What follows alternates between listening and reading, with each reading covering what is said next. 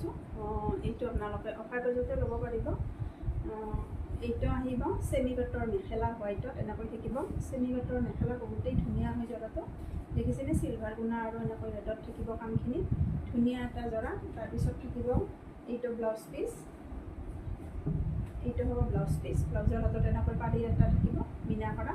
তাৰপিছত আমি মেখেলাখন দেখাই দিছোঁ, চাদৰখন দেখাই দিছোঁ।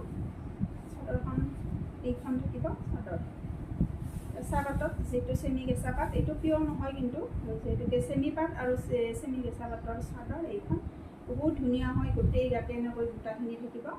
তাৰপিছত চাইড পাৰি থাকিব আৰু ব্লাউজ পিচটো দেখাইয়ে দিলোঁ, এইখিনি চাইড পাৰি। যদি পচন্দৰ ভিতৰত পৰে এই জৰাটো আজি মাত্ৰ পাই আছে 2000 টকাত, আৰু আপোনালোকে পঠিয়াব লাগিলে শ্বিপিংটো এক্সট্ৰা হৈ যাব। গতিকে পচন্দৰ ভিতৰত পৰিলে স্ক্ৰীনত দিয়া নম্বৰত যোগাযোগ কৰি কাপোৰযোৰ ল'ব পাৰিব।